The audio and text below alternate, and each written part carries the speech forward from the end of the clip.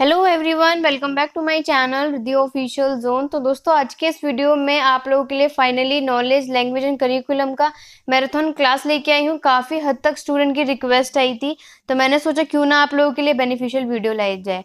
तो वीडियो को स्टार्ट करने से पहले दोस्तों, अगर आप लोग मेरे चैनल पे न्यू हैं तो चैनल को सब्सक्राइब करके बेल आइकन को प्रेस कर दीजिएगा, जिससे लेटेस्ट नोटिफिकेशन की अपडेट आप लोगों पे जल्द से जल्द पहुंच जाए। और आप लोगों को वीडियो पसंद आए तो दोस्तों लाइक शेयर ज़रूर कीजिएगा। और वीडियो में आपकी मैराथन क्लासेस थोड़ी लंबी चलेगी, तो दोस्तों अगर बीच में, वैसे ऐसा नहीं है, बहुत अच्छे से मैं आपको डिस्क्राइब करने की पूरी कोशिश करूंगी। बट अगर एक दो जगह पे आपको ऐसा लगता है कि कोई वर्ड थोड़ा सा मिसप्रिंट या फिर कुछ मिस हो गया हो कि एक्सप्लेन नहीं हुआ, तो आप थोड़ा सा उसे स्किप आउट कर सकते हैं। अदरवाइज मैं पूरी कोशिश करूंगी कि आप लोगों को आराम से और इजीली से हर चीज़ अच्छे से बता पाऊँ। और वीडियो स्टार्ट करने से पहले मोस्ट इंपॉर्टेंट बात दोस्तों, ये मैराथन क्लास है। तो मैराथन क्लास में मैंने आपकी ये जो पीपीटी रेडी करी है, इसमें आप लोगों के पूरा का पूरा कंटेंट डालने की कोशिश करी है। याद रखिएगा, आपका टॉपिक आप लोग अगर जो चाहें तो सिलेबस लेके जरूर बैठिएगा जब आप लोग ये मैराथन क्लास देख रहे होंगे, क्योंकि जो मैंने इसमें टॉपिक डाले हैं तो उससे मिलते जुलते जितने भी क्वेश्चन आपसे पूछे जाते हैं वो मैंने सारा एक्सप्लेन किया है। तो आप लोग बाद में ये मत बोलिएगा, क्योंकि अगर एक दो बच्चों की कमेंट ऐसे आ जाते हैं कि आपका कंटेंट क्या हो गया, आपका बहुत ज़्यादा एक्सप्लेन है। तो दोस्तों मैं इसलिए करती हूँ कि अगर आप लोगों का एक टॉपिक लैंग्वेज है या आपका करिकुलम है, तो उसके अंदर जितने भी टॉपिक, चाहे आपके शॉर्ट में आ रहे हो चाहे वेरी शॉर्ट में आ रहे हो, वो मैं चाहती हूँ कि पूरा का पूरा कंटेंट में कवर अप कर दूँ, इसलिए मैं वो कंटेंट उसमें डाल देती हूँ, जिससे वो टॉपिक बड़ा हो जाता है। तो कोई दिक्कत नहीं है, अगर आपको मोस्ट इंपॉर्टेंट है तो मैं आपको मोस्ट इंपॉर्टेंट तो बता ही दूंगी कौन कौन सा टॉपिक सबसे ज़्यादा पूछा जाता है। बाकी इसकी पीडीएफ आप मुझे टेलीग्राम चैनल पे फॉलो कर लीजिएगा, उसका लिंक डिस्क्रिप्शन बॉक्स में मैं आप लोगों को दे दूंगी। तो बाकी की कुछ इंपॉर्टेंट चीज़ें जो हैं वो आप लोगों का डिस्कस होगी, बाकी जो नॉर्मल होगा वो आप लोग पीडीएफ में रीड आउट कर लीजिएगा। तो वीडियो स्टार्ट करने से पहले ये इंपॉर्टेंट न्यूज़ इसलिए भी थी क्योंकि मैंने खासकर हर एक टॉपिक के अंदर क्या क्या पूछा जाता है वो मैंने ब्रीफली में आपको बताया है। तो चलिए दोस्तों, वीडियो को ज़्यादा लंबे ना करते हुए वीडियो को स्टार्ट करते हैं। तो सबसे पहले मैं ये बात और बता दूं कि ये आप लोगों की नॉलेज लैंग्वेज एंड करिकुलम की पार्ट 1 है। पार्ट 2 मैं आपकी कल जल्द से जल्द अपलोड कर दूंगी। बट आज के कंटेंट में मोस्ट ऑफ द, आप बोल सकते हैं कि मैक्सिमम टॉपिक कवर अप आप लोगों के हो जाएंगे। तो सबसे पहला जो टॉपिक आपका आता है वो आपका आता है, लॉन्ग क्वेश्चन में आ जाता है, एपिस्टेमोलॉजी, जिसे आप लोग कह सकते हैं ज्ञान मीमांस। ज्ञान मीमांस का अर्थ क्या होता है ये हम लोग देखेंगे। तो दोस्तों, ज्ञान मीमांस का जो अर्थ होता है, इसमें आप लोगों का क्या मतलब होता है कि ज्ञान मीमांस होता क्या है। तो इसमें आप लोग ये कह सकते हैं कि ज्ञान की प्राप्ति हम कैसे होती है, या फिर आप ये बोल सकते हैं ज्ञान का जो सोर्सेज होते हैं, स्रोत होते हैं, वो क्या होते हैं। राइट। तो काफ़ी हद तक ये कन्फ्यूजन है। अगर आप लोग गौर करेंगे कि एपिस्टेमोलॉजी यानी कि ज्ञान मीमांस है, तो इसमें दो शब्द आपस में इंक्लूड होते हैं। एक तो पहला ज्ञान और दूसरा क्या होता है आपका मीमांस। तो ज्ञान क्या होता है आपका, ज्ञान मीमांस, यानी इन दोनों को मिक्सअप करके अगर आप लोग का शब्द बनेगा तो आप लोग ये कह सकते हैं कि कोई भी जानकारी की परिस्थिति का विश्लेषण करना। राइट। हम लोग यहाँ मीनिंग देख लेते हैं सिंपल से वे में। The term is derived from the Greek episteme, जिसका मतलब होता है नॉलेज, एंड लोगोज, इसका मतलब होता है reason, is referred to the theory of knowledge. ये आपका ज्ञान मीमांस का अर्थ बताया गया है कि यह आपका किससे लिया गया है। एक ग्रीक वर्ड है एपिस्टेम, जिसका मतलब क्या होता है, रीजन यानी कि कारण। यहाँ पे आप लोग लिख लीजिएगा, रीजन होता है यानी कि कारण, और आप लोगों के ज्ञान के सिद्धांत को क्या करता है, एक्सप्लेन करता है, थ्योरी ऑफ नॉलेज को। तो याद रखिएगा कि एपिस्टेमोलॉजी का मतलब क्या होता है कि कोई भी जानकारी का विश्लेषण करना, कि आखिरकार हमें ज्ञान का प्राप्ति कैसे हो सकता है, ये बताने के लिए एपिस्टेमोलॉजी होता है। डेफिनेशन में AC ग्लेरिंग के अकॉर्डिंग उन्होंने बोला है कि एपिस्टेमोलॉजी और थ्योरी ऑफ नॉलेज, ये दोनों सेम ही होती है, is the branch of philosophy which examiner question about the nature of knowledge and how we get it. यानी इसमें आपको ये बताया जाता है कि जो हमारी ब्रांचेज होती हैं, राइट, उसमें क्या करते हैं कि हम ज्ञान की प्रकृति के बारे में प्रश्न कर सकते हैं और हम उसे कैसे प्राप्त कर सकते हैं। ये सारी चीज़ें आपकी किस में आ जाती हैं, ज्ञान मीमांस के अंदर। अब ज्ञान मीमांस के अंदर क्या क्या आपके सवाल उठ सकते हैं और क्या क्या सवाल का जवाब देना होता है, जैसे कि नॉलेज क्या होती है आपकी, आ जाता है।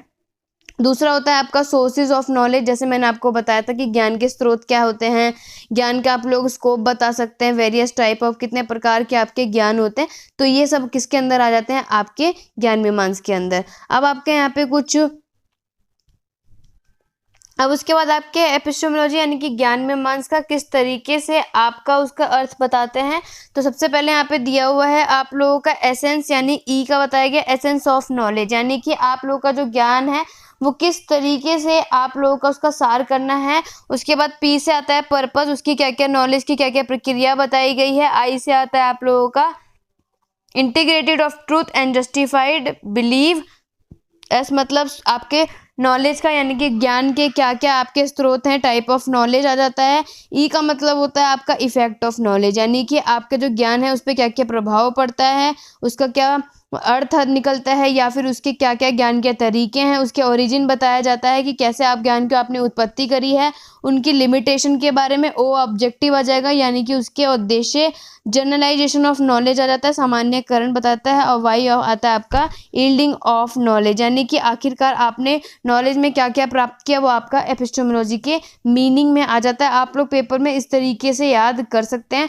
अदरवाइज आप लोग का जैसे ई में आप लोग देख रहे हैं इफेक्ट ऑफ नॉलेज है, एग्जिस्ट ऑफ नॉलेज, तो आप लोग क्या कर सकते हैं इनमें से कोई भी एक लिख सकते हैं अपने एग्जाम में, राइट। तो यही था आपका एपिस्टेमोलॉजी का मतलब। अगर वेरी शॉर्ट में आता है तो आप डायरेक्ट भी लिख सकते हैं, कोई दिक्कत की बात नहीं है। कि जो ज्ञान मीमांसा आता है वो शब्दों में कैसे जाएगा कि ज्ञान प्लस मीमांस होता है, जिसका मतलब क्या होता है कि कोई भी जानकारी का विश्लेषण करना यानी कि ज्ञान को हम कैसे प्राप्त कर सकते हैं या ज्ञान का स्रोत क्या होता है, ज्ञान कितने प्रकार के होते हैं, ये सारी चीज़ें आपकी क्या होती हैं एपिस्टेमोलॉजी के अंदर यानी कि ज्ञान मीमांस के अंदर आ जाती हैं। उसके बाद आप लोगों का नेक्स्ट आता है फिलोसफिकल बेसिक ऑफ नॉलेज यानी कि आप लोगों के ज्ञान मीमांस के अकॉर्डिंग 3 मोस्ट इंपॉर्टेंट आपके यहाँ पे फिलोसफी बताई गई है, जिसके अंदर आप लोगों का नेचुरलिज्म, उसके बाद आपका आ जाएगा इसमें मोस्ट इंपॉर्टेंट तीनों ही है याद रखना, आइडियलिज्म भी आ जाएगा और रियलिज्म आ जाएगा। ह्यूमैनिज्म कभी कभी आ जाता है बट ये आपके लॉन्ग क्वेश्चन में आता है तो अकॉर्डिंग टू पूछ लेता है, इसलिए आप लोग वीडियो को एंड तक जरूर देखिएगा। अब एपिस्टेमोलॉजी के अकॉर्डिंग यहाँ पे क्या बताया है कि नॉलेज क्या है, आप लोगों से जन्मजात नहीं मिलता है यानी कि आप लोग जो नॉलेज होती है वो आफ्टर बर्थ गेन करते हैं। ऐसे नहीं है कि बच्चा अगर पैदा हुआ है तो वो नॉलेज लेकर ही पैदा होता है, तो इसमें काफ़ी हद तक डिफरेंस होता है। अब यहाँ पे नेचुरलिज्म की यानी कि आप लोगों की प्रकृतिवाद की आप लोगों को यहाँ पे बताया गया है कि किस तरीके से आप लोगों का आंसर यहाँ पे व्यक्त किया गया है। तो इसका अर्थ कैसे निकलेगा, नेचुरलिज्म का एन का आया है, नेचर ऑफ स्टूडेंट भी बोल सकते हैं, नेचर प्लेसेस, नेचर लॉ और नेचुरल मेथड यानी कि छात्र की कितनी भी कोई प्रकृति हो या फिर उनके कानून और कौन से तरीके होते हैं वो आपके किस में आ जाएंगे, नेचर में। उसके बाद आपका आता है ए यानी कि अवॉइड बुकिश नॉलेज यानी कि हमें जितने भी पुस्तक की बुक यानी कि जितने भी बुक की किताबी नॉलेज है उससे बच के बल्कि बाहर की भी दुनिया के जितने भी और भी हमें ज्ञान लेने के लिए क्या होना चाहिए, आगे बढ़ना चाहिए। और टी मतलब होता है टीचर एज ऑब्जर्वर या फिर आप ओल्डेस्ट फिलोसफी भी बोल सकते हैं। यूनिवर्सल अंडरस्टैंडिंग होनी चाहिए, रेशियल गेन, ऑटोनॉमस डेवलपमेंट ए होता है और एल फॉर होता है लिबर्टी टू स्टूडेंट या फिर आप लोगों का होता है लर्निंग बाय डूइंग यानी कि बच्चा क्या करे खुद से करने को सीखे, यहाँ पे स्टूडेंट ही रहेगा। ए आप लोग स्किप कर दीजिएगा। आई होता है आपका इंटरेस्ट या तो इंस्पिरेशन या इंस्पेक्शन यानी कि आपके प्रकृतिवाद से क्या होता है कि जो भी आप सीख रहे हैं वो खुद से आपका क्या होना चाहिए, उसमें आपको खुद की रुचि होनी चाहिए कि ऐसा नहीं है कि आप लोगों को कोई इंटरेस्ट नहीं है उस चीज़ में। तो आप लोग क्या कर सकते हैं जिसमें इंसान को खुद से इंटरेस्ट होता है किसी चीज़ में या फिर खुद से वो क्या होता है इंस्पिरेशन होता है, वो आपका आई आ जाएगा। ऐसा आपका होता है self expression, struggle for existence आता है। एम मतलब होता है मैक्सिमम फ्रीडम टू स्टूडेंट यानी कि छात्रों को क्या मिलना चाहिए, फ्रीडम मिलनी चाहिए। ये आपके किस में आ जाता है, नेचुरलिज्म में। इस तरीके से आप लोग नेचुरलिज्म की क्या करेंगे, डेफिनेशन यहाँ पे आप लोग उसके मीनिंग को डिस्क्राइब करेंगे और इसी तरीके से आपको लिखना है अगर आप लोग ये क्वेश्चन लिखेंगे तो। नेचुरलिज्म क्या होता है यानी कि प्रकृतिवाद किस तरीके से आपके ज्ञान में मंच पर आधारित होता है। तो इसमें आप लोगों को क्या होता है दोस्तों, तो जो आप लोगों का नेचुरलिज्म यानी कि जो प्रकृतिवाद होता है दोस्तों, इसमें क्या होता है कि इसमें प्राकृतिक को क्या करते हैं, सब कुछ मानते हैं। क्योंकि जो इसमें प्रकृति क्या है उसमें ये आप लोगों को बोला गया है कि इसमें जितने भी प्रकृति होते हैं वो आपके ज्ञान को ही वास्तविक ज्ञान मानते हैं। अब इसमें आपको बोला गया है कि आखिरकार प्रकृति क्या होती है यानी कि नेचर आप लोगों का क्या होता है, जो आपका क्या बताता है। तो नेचर जो दोस्तों जिसको बनाने में मनुष्य का कोई भी हाथ नहीं होता, जैसे कि पृथ्वी, आपके पहाड़ हो गए, नदियाँ हो गई, सन हो गए, स्टार्स हो गए, आप लोग के बादल हो गए, ये सारी चीज़ें किस में होती हैं, आपकी प्राकृतिक चीज़ों में आती हैं। परंतु आप लोगों के जो दार्शनिक दृष्टि से अगर देखा जाए तो जो हमारा प्राकृतिक संसार है वो एक तरीके से क्या है, आपका मूल तंत्र है, जो पहले भी था, आज भी है और आगे भी यानी भविष्य में भी रहेगा। जैसे कि आप इसमें ये सब कह सकते हैं कि वो सारी एक्टिविटी शामिल हो जाती हैं जो निश्चित रूप से अनुसार होती ही रहती हैं। जैसे कि अगर आप पहले ही बोल लेंगे कि अगर एग्जाम्पल के तौर पे देखेंगे कि पहाड़ अगर पहले के टाइम पे थे, आज भी हैं और आगे भी रहेंगे, पृथ्वी है उसमें भी इंक्लूड हो जाएगा। सन अगर आप लोग बोलेंगे यानी सूरज है, तो सूरज भी आपका पहले भी था, आज भी है और आगे यानी भविष्य में भी होगा। तो ये आपके क्या होता है कि निश्चित नियम के अकॉर्डिंग बनते हैं और बिगड़ते भी रहते हैं। कि आप लोगों का जो यानी प्रकृतिवाद है, इसमें कुछ चीज़ें क्या होती हैं, आपके निश्चितवाद से बनते और बिगड़ते भी रहते हैं। आप लोग एग्जाम्पल ले सकते हैं, पानी है, पानी को आप लोग वापस से उसका बर्फ जमा देंगे तो बर्फ को वापस से फ्रिज से निकालने के बाद वो वापस पानी बन जाता है। यानी कि एक तरीके से आप क्या देख सकते हैं कि ये बनते और बिगड़ते रहते हैं। अब इसमें जो प्रकृति है वो प्रकृति ज्ञान का क्या है, आप लोगों का प्रकृतिवाद मानते हैं कि उनका क्या कहना है, जितने भी हमारे नेचुरलिज्म थे यानी प्रकृतिवाद थे, उनका क्या मानना था कि उन्होंने किसको ज्ञान किसको माना था, जिस लोगों के पास प्रकृति यानी कि नेचर की नॉलेज होगी उन्हीं को वो वास्तविक ज्ञान मान रहे थे। इन सब का ज्ञान भौतिक ज्ञान के द्वारा होता है कि ये जो सारी चीज़ें होती हैं, यानी कि ज्ञान किसको होगा, जिसको भौतिक यानी कि नेचुरलिज्म के द्वारा जिसको ज्ञान होगा उसी को आप लोग एग्जैक्ट ज्ञान मानेंगे।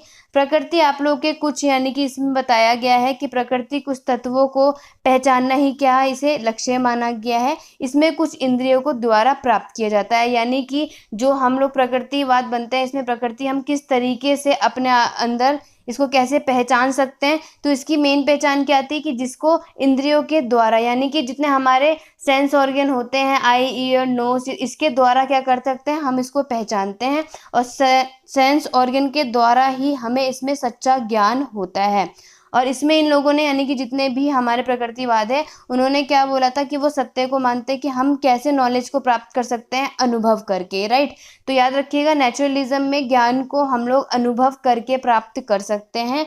और जितने भी नेचुरलिज्म था उनका कंसीडर यानी कि उनका कहना क्या था कि हम लोग ऑब्जर्वेशन करके इम्पोर्टेंस को महत्व मानते थे। यानी कि जो आपने मन से और अपने मस्तिष्क को दोनों मिला के जो काम करते थे वो आपके किस में आ जाएगा, नेचुरलिज्म का कहना था कि तभी सच्चे ज्ञान को हम लोग प्राप्त कर सकते हैं कि जब हम लोग अपने मन और अपने मस्तिष्क दोनों को मिला के क्या करें, उसका काम करें यानी कि उसका यूज़ करें। कि मनुष्य जब तक खुद कोई चीज़ ऑब्जर्वेशन नहीं करेगा जब तक वो क्या करेगा, ज्ञान को प्राप्ति नहीं कर सकता। एग्जाम्पल के लिए अगर आप लोग स्कूल के टाइम पे देख ले कि यानी ऐसी कोई चीज़ जब तक आपके साथ नहीं हो जाएगी जब तक आप लोग उसे खुद महसूस नहीं कर सकते। एग्जाम्पल है कि अगर किसी इंसान को फीवर भी हो रहा होगा और फैन चल रहा है तो ऑब्वियसली बात है कि उसे जब ठंड कब पता चलेगी, उसको पता चलेगी कि ठंड लग रही है तो उसे फ़ैन ऑफ करना पड़ेगा। तो आप फ़ैन ऑफ उसमें ऑफ नहीं करेंगे क्योंकि उसमें ऑब्जर्वेशन बच्चा खुद कर रहा है कि फ़ैन ऑफ करने के बाद उसे क्या है, ठंड लगना बंद हो जा रही है। तो ये आपका किस में आ जाता है, नेचुरलिज्म के अंदर। इसमें आप लोग पॉइंट आउट करके देख लीजिएगा एग्जैक्ट पॉइंट क्या था वो मैंने आपको बता दिया, राइट। तो इसमें आप लोग का मेन चीज और था कि it hold that reality can be explain through nature and science. तो वो वास्तविक रूप से किसे, प्रकृति और विज्ञान के रूप से उसे समझा जा सकता था, जैसे कि मैंने आप लोगों को बताया। नेक्स्ट आता है आप लोगों का आइडियलिज्म। आइडियलिज्म में क्या होता है ये मैं आपको डिस्क्राइब कर देती हूँ दोस्तों इजी वे में, जो कि आपको पड़ेगा। आइडियलिज्म का क्या मतलब होता है, इसमें आप लोगों का होता है आदर्शवाद। नेचुरलिज्म में क्या था कि वो लोग प्रकृति को इम्पोर्टेंस देते थे, यानी जो हमें ज्ञान की प्राप्ति होगी वो हमें प्रकृति के द्वारा प्राप्त होगी। बट आदर्शवाद यानी आइडियलिज्म में क्या होता है कि इसमें ईश्वर को ही सब कुछ माना जाता है और इसमें विचारों को क्या करते हैं, इसमें सख्त क्या बोलते हैं कि विचारों के सत्ता में विश्वास रखा जाता है आइडियलिज्म में। आदर्शवाद आपके ज्ञान मीमांसा का एक दर्शन है, ये थॉट पर आधारित होता है। इनके अनुसार बोला गया है कि जितने भी हमारे थॉट है वही आपका सच्चाई है, यानी वही आपका सत्य है। और ये आपका फिजिकल वर्ल्ड अगर आप लोग मानेंगे यानी कि फिजिकल वर्ल्ड जितने भी आते हैं इसमें आप लोगों का असत्य माना गया है। आदर्शवाद में जितनी भी हमारी वस्तु होती है, ज्ञान होता है या फिर हमारे जितने भी कॉन्सेप्ट यानी अवधारणाएं होती हैं वो ज्ञान के माध्यम से हम क्या कर सकते हैं, प्राप्त होती हैं। ऐसा किसने कहा था, ऐसे सुक्रेट ने कहा था कि हमें ज्ञान किसके माध्यम से प्राप्त हो सकती है, वस्तु ज्ञान और कुछ कॉन्सेप्ट के द्वारा। अब प्लूटो ने उन्होंने क्या बोला था कि उन्होंने तो ये बोल दिया था कि हमें इन सब के द्वारा प्राप्त होती है, पर प्लूटो जब आए थे तो उन्होंने क्या किया, इसे ऑब्जेक्टिव में बदल के इसे आइडिया का नाम दे दिया था, यानी कि उन्हें विचार से नहीं, अब इन्हें विचार में बदल दिया था। अब प्लूटो ने क्या किया कि इसको यानी ज्ञान को 3 भागों में बांटा था, जिसमें आप लोगों के सेंस बेस्ड आते हैं, जिसे आप इंद्रजन्य भी कहते हैं। उसके बाद उन्होंने बांटा था कांस्टेंट बॉन्ड, और उसके बाद कंटेम्पलेशनोलॉजी यानी कि चिंतन जन्य ज्ञान। आप लोग यहाँ पे सिंपल वे में भी याद रख सकते हैं कि सबसे पहले आइडियलिज्म क्या होता है, वो ईश्वर को सब कुछ मानते हैं और वो विचारों को सतत विश्वास रखते थे। इस पे हमारे किस पे आदर्शवाद जो होता है वो हमारे थॉट पर आधारित होता है, जिसे ही उनके अनुसार क्या बोला गया, सत्य माना गया है, और फिजिकल वर्ल्ड को उसे सत्य यानी असत्य माना गया था। और मेन चीजें क्या होती हैं कि इसमें यानी कि आदर्शवाद में आप लोग सेंस ऑर्गन को ही ज्ञान माना गया है, जो कि सही नहीं है। इसमें बोला गया क्योंकि नेचुरलिज्म में अगर आपने देखा है तो उसमें सेंस ऑर्गन को आपको ट्रुथ माना गया था, सच्चाई मानी गई थी कि उसी के द्वारा आप लोग ज्ञान प्राप्त कर सकते हैं। बट आदर्शवाद में सेंस ऑर्गन को के द्वारा ज्ञान को प्राप्ति नहीं हो सकती, उनको वो गलत मानते थे, क्योंकि जो ये ज्ञान है वो इंद्रियों के माध्यम से प्राप्त होगी, ऐसा उन्होंने गलत बोला था। क्योंकि इंद्रियों से ज्ञान प्राप्त होता है और वो क्या होता है, परिवर्तनशील होते रहते हैं, यानी कि चेंजेबल होते रहते हैं, इसलिए उन्होंने इसको इंद्रियों के द्वारा क्या माना गया, असत्य माना था कि सेंस ऑर्गन के द्वारा कोई भी ज्ञान प्राप्ति नहीं हो सकती। दूसरा उन्होंने ये भी बोला था कि जितने भी आपके कॉन्सेप्ट बॉन्ड होते हैं यानी कि सम्मिलित जन्य होते हैं, ये आपके ज्ञान अनुभव से हो रहे होते हैं, यानी कि इसमें पार्शियली ट्रूथ माना गया है कि ना ही एकदम सच है और ना ही एकदम असत्य भी नहीं माना गया था। उसके बाद आप लोगों का बोला गया था चिंतन जन्य ज्ञान होता है आपका टेम्पलेटेड नॉलेज बोला गया था। इसमें आप लोगों को ये बोला गया था कि ये वो सच्चाई है जो कि आपकी ज्ञान के द्वारा प्राप्त होती है, क्योंकि ये आपके विचारों से नहीं आती बल्कि आपके विचारों को परिवर्तनशील होती रहती है। तो मेन आपको इसमें क्या बताया कि विचार सत्य क्या होता है कि आप लोगों का आदर्शवादी में विचारों को, थॉट्स को ही सत्य माना गया है, बाकी आपके इंद्रिय ज्ञान जो होते हैं यानी कि सेंस ऑर्गन होते हैं उसे असत्य माना गया, क्योंकि वो क्या होते रहते हैं, बार बार चेंज होते रहते हैं। आदर्शवादी में आप लोग अगर देखेंगे तो यहाँ पे आप लोग डेफिनेशन देख लीजिएगा। आदर्शवाद में सबसे इंपॉर्टेंट क्या है दोस्तों, आप लोग देखेंगे आइडिया प्लस इज्म होता है, राइट। आदर्शवाद में आइडिया प्लस इज्म, आइडिया मतलब विचारों से आता है। तो यहाँ पे आप लोगों का किस तरीके से मीनिंग बताई गई है कि आई मतलब आइडिया, डी मतलब डिसिप्लिन बोल सकते हैं आप लोग अनुशासन के द्वारा, ई मतलब आ जाता है आप लोगों का एजुकेशन के द्वारा या फिर आपके बुक नॉलेज के यानी पुस्तक ज्ञान के आधारित, ए मतलब आ जाता है आपकी कला हो गई, आपके जितने भी नैतिकता धर्म हो गए, एल मतलब लव लेक्चर, आई मतलब इम्पोर्टेंट शिक्षक के लिए जितनी भी इंपॉर्टेंट चीज़ें होती हैं, सेल्फ आ जाएगा आपके स्पिरिचुअल इन्वायरमेंट, याद रखिएगा आइडियलिज्म में आपके स्पिरिचुअल को बहुत माना गया था। एम आ जाता है आपके मोरल करेक्टर, मोरल एजुकेशन से रिलेटेड। अब जो नेक्स्ट आता है वो आपका आता है रियलिज्म के अंदर। तो दोस्तों मैं आपको इसे ब्रीफली में बताती हूँ कि रियलिज्म में क्या होता है, आप इसे अपने वर्ड में भी फिर लिख सकते हैं। तो रियलिज्म में क्या होता है कि अब आपकी वास्तविक वस्तु या आपकी चीज़ों पे जोर देता है जिन्हें आप लोग इसे सेंस ऑर्गन के माध्यम से जान सकते हैं। याद रखिएगा रियलिज्म में आप लोग सेंस ऑर्गन या फिर कोई भी रियल ऑब्जेक्ट है उसके द्वारा आप लोग इसे प्राप्त कर सकते हैं ज्ञान को। अब इसमें ह्यूमन बींग के क्या क्या सेंस ऑर्गन आते हैं, जैसे कि आँखों, आईज होती हैं जो हमारी देखने की शक्ति होती है, कान हमारे सुनने की शक्ति होती है, नोज होता है वो आपके स्मेल करने की, टंग आपके हो जाएगा जीभ यानी स्वाद लेने के लिए होती है, और फिंगर्स आपके हो जाएंगी कोई भी चीज़ को फील करने के लिए। तो ये आपके 5 तरीके की क्या होते हैं, सेंस ऑर्गन होते हैं। अब नेक्स्ट आपका आता है डेफिनेशन ऑफ नॉलेज यानी कि ज्ञान की परिभाषा क्या होती है। जो मैंने अभी आपको ज्ञान मीमांसा पढ़ाया है वो आपका मोस्ट इंपॉर्टेंट लॉन्ग क्वेश्चन है, क्योंकि एपिस्टेमोलॉजी की मीनिंग के साथ साथ आपको कोई भी एक यानी कि नेचुरलिज्म, आइडियलिज्म या रियलिज्म का अकॉर्डिंग कोई भी एक आपको उसमें पूछ सकता है, तो आप लोग उसे एक्सप्लेन कर दीजिएगा। अब ज्ञान की परिभाषा आ जाती है तो आप लोग लिखेंगे कि ज्ञान क्या है आपका, किस पे, आपके एक्सपीरियंस पे बेस्ड होता है दोस्तों। जो आप लोग जो ज्ञान है यानी जो आप ज्ञान किस पे, अपने अनुभव के द्वारा समझते हैं। Knowledge is related to fact, concept, theory and principle that are thought. अब ज्ञान हम लोग अब अलग अलग चीज़ों से समझते हैं, क्योंकि ज्ञान जो होता है वो हम उसके अंदर जितने भी फैक्ट आते हैं, कॉन्सेप्ट या थ्योरीज आती हैं, वो सब हमें इसमें सिखाए जाते हैं। अगर हम लोग देखें दोस्तों तो नॉर्मली ज्ञान जो होता है वो हम अपने डेली लाइफ में राइट। अपने दैनिक जीवन में हम क्या करते हैं, इसका यूज़ करते हैं। और knowledge eight many place at many reference. अब आपको इसमें क्या बोला गया है कि जो हम ज्ञान है, वो ज्ञान शब्द का हम लोग बहुत अलग अलग जगह पे अलग तरीके से यूज़ करते हैं। जनरली अगर देखा जाए तो नॉलेज का मतलब यहाँ पे बताया गया है some fact, information gather, thought, training, learning, memorizing, practical. आप लोग इसकी डेफिनेशन देख लीजिएगा। सिंपल शब्दों में आप लोगों को यहाँ पे पता चल गया होगा कि नॉलेज यानी कि ज्ञान जो होता है वो हमें अनुभव के द्वारा प्राप्त होते हैं। ज्ञान का महत्व आपको बताया गया है कि जो नॉलेज होता है यहाँ पे बोला गया है वो आपका क्या होता है, एक शक्तिशाली और आपका लाइफ का इम्पॉर्टेंट पार्ट माना गया है। और अगर संस्कृत वर्षे के अकॉर्डिंग देखा जाए, यानी कि एक प्रसिद्ध कविता के अकॉर्डिंग देखा जाए, तो उसमें ये बोला गया है an educated person is honoured everywhere. यानी कि कोई भी एक ऐसा इंसान है जो बहुत ज़्यादा नॉलेजेबल है, तो वो क्या होता है, शिक्षित व्यक्ति को क्या किया जाता है, हर जगह उसे ऑनर किया जाता है, सम्मान किया जाता है, सम्मान दिया जाता है। नॉलेज आप लोगों का एक इक्विपमेंट विद लिमिटलेस पावर, यानी जो आपके ज्ञान जो होता है वो आपके मनुष्य की असीम शक्ति को क्या करता है, सुशोभित करता है, एक्सप्लेन करता है कि उसके ज्ञान के साथ साथ मनुष्य क्या होता है, अपने हर चीज़ों पे हावी हो सकता है, चाहे उसके ताकत हो या वो क्या कर सकता है, उससे काफ़ी हद तक अपने आप को स्ट्रॉन्ग समझ सकता है, उसके अंदर इतनी ताकत होती है। Knowledge helped human and promoted the progress है। Power of knowledge should not be used for a destructive purpose. यानी जो आप लोग ज्ञान है वो आप लोग किसी ऐसी चीज़ों के लिए, कोई बुरी चीज़ों का मेन बुरा उद्देश्य नहीं रखेंगे, और नहीं उसका यूज़ आपको क्या करना है, गलत जगह पे नहीं यूज़ करना चाहिए। करेक्टरिस्टिक्स आप लोगों को बताया, तो ज्ञान क्या होता है, एक तरीके से हमारे यहाँ पे धन की तरह बताया गया है कि जितना ज़्यादा हमें होता है उतनी ज़्यादा हमें उस चीज़ की लालसा होती है। क्योंकि अगर हम लोग एक तरीके से दोस्तों, अगर आप लोग देख लें कि अगर हमें कोई चीज़ की नॉलेज थोड़ी सी भी, किसी भी टॉपिक पर हमें थोड़ा ज्ञान होने की जानकारी हो जाती है, तो हम सोचते हैं कि हमें उसके आगे भी पता चलना लग जाए। तो इंसान के पास एक तरीके से पैसा भी बता दिया गया है इसमें कि इंसान के पास अगर पैसा जितना हो जाता है तो उसके बाद उसको चाहत होती है कि उससे ज़्यादा उसके पास पैसा आने लग जाए। नॉलेज क्या होता है, नेवर डीके, यानी कि कभी भी उसका क्षय नहीं होता है। इंफॉर्मेशन बताया गया है कि आप लोगों का जो इन्फॉर्मेशन है वो आपका मेन सोर्स माना गया है, किसका, नॉलेज का।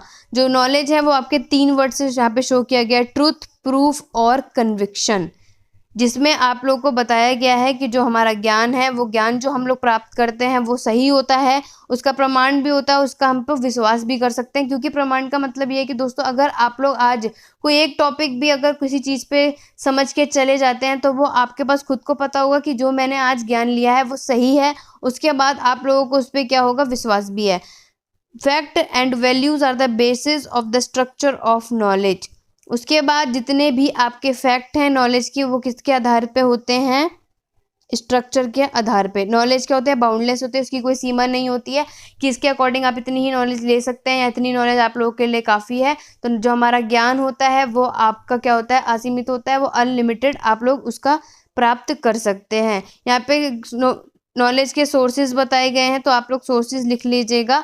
इस लोग यहाँ पे इंपॉर्टेंट, यहाँ पे एक्सप्लेनेशन नहीं है, बट एग्जाम में अगर वेरी शॉर्ट में या शॉर्ट में, तो आपका प्रायर और आप यहाँ पे प्रायर और पोस्टरी बहुत इंपॉर्टेंट जो आ भी जाते हैं आप लोगों का, तो आप लोग इसे एक बार देख लीजिएगा। मैंने यहाँ पे सिंपल वे में लिख लिया है, पीडीएफ में आप लोगों को टेलीग्राम चैनल पे प्रोवाइड कर दूंगी। नेक्स्ट आप लोगों का स्किल आता है, क्योंकि आप लोगों को मोस्ट इंपॉर्टेंट एपिस्टेमोलॉजी के बाद नॉलेज और स्किल का ही डिफरेंस पूछा जाता है। अदरवाइज कभी कभी नॉलेज क्या होता है, उसके सोर्सेज लॉन्ग क्वेश्चन में पूछ लिए जाते हैं। तो इसी तरीके से अब जो आपकी स्किल आती है, तो स्किल क्या होता है दोस्तों, स्किल यानी कि किसी भी कार्य को अच्छे तरीके से करने का जो हुनर होता है, वो आपकी क्या कहलाती है, कौशल कहलाती है। जैसे आप लोग यहाँ पे डेफिनेशन देख रहे होंगे दोस्तों, कि skill refer to the ability of using information and applying it in a contest. यानी कि जो हमारी स्किल होती है उसमें हमारी कोई भी प्रकार की जो जानकारी होती है उसका उपयोग करने को क्या करती है, उसको क्षमता रखती है, यानी कि एबिलिटी को क्या करती है, रेफर करती है।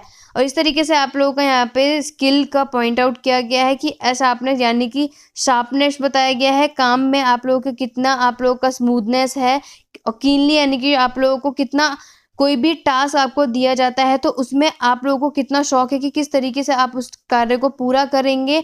आई से हो जाएगा इंक्लूड एप्लीकेशन ऑफ नॉलेज, यानी कि ज्ञान को प्राप्त करने के लिए उसमें क्या क्या चीज़ें आप लोग उसमें इंक्लूड करेंगे, कौन से एप्लीकेशन का शामिल करेंगे। एल आ जाता है आप लोगों का lead to perfection in work, काम की कंप्लीट करने के लिए कि काम को जो किस तरीके से आप लोग लीड करेंगे। अगर किसी फॉर एग्जांपल आपको दिया जाता है कि अगर स्कूल में किसी बच्चे को प्रोजेक्ट दे दिया जाता है, तो सबसे पहली बात ये है कि बच्चा उस टास्क के ऊपर ये देखेगा कि वो उस पे किस तरीके से काम करेगा। उसके बाद वो क्या करेगा, उस कार्य को पूरा करने के लिए अपना शौक दिखाएगा कि हाँ, मुझे इस कार्य को इस तरीके से करना है, ये चीज़ें मैं इस प्रोजेक्ट के अंदर करूँगा।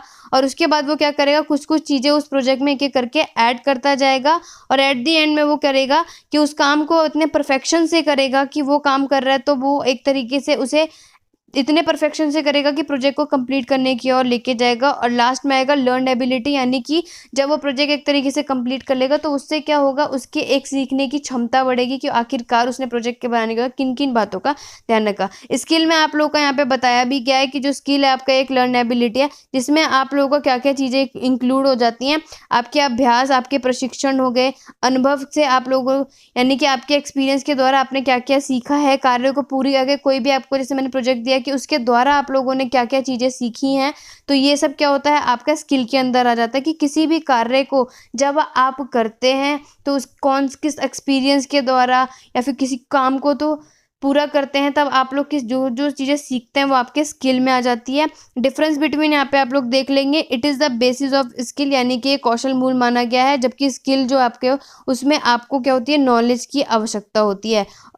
The field of knowledge is wide, यानी जो ज्ञान है उसका जो नॉलेज है वो आपकी वाइड मानेंगे। Skill do not require approval और सर्टिफिकेशन, और यहाँ पे जो आपको कौशल है उसमें बताया गया है कि इसमें आपको कोई भी सर्टिफिकेट और अप्रूवल की ज़रूरत नहीं होती है। Knowledge is learning of theoretical matter regarding any subject, यानी जो आपका नॉलेज होता है वो आपके कोई भी सब्जेक्ट के बारे में क्या कर सकता है, आप लोग उसके बारे में सीख सकते हैं। और यही है स्किल में देखेंगे तो skill is the ability of using that knowledge and applying it in a contest, यानी जो कौशल होता है, स्किल जो होती है उसमें हम क्या करेंगे, सबसे पहले हम लोग ज्ञान का उपयोग करेंगे और उसके बाद में उस पर अपने स्किल को लागू करेंगे, क्या क्या चीज़ें हमें कॉन्टेस्ट लाने हैं। अब यहाँ पे बताया गया है कि नॉलेज आपका इंटेंजिबल होता है और आप लोगों का जो स्किल होता है वो आपका मेड टेंजिबल होता है, जिसके अंदर आप लोग बोल सकते हैं कि हम कोई भी इसमें आप लोगों के कॉन्टेस्ट को, अपने परिणाम को प्राप्त करके उसे मूर्त बनाया जा सकता है। बट आपकी जो नॉलेज है वो आपकी अमूर्त मानी गई है।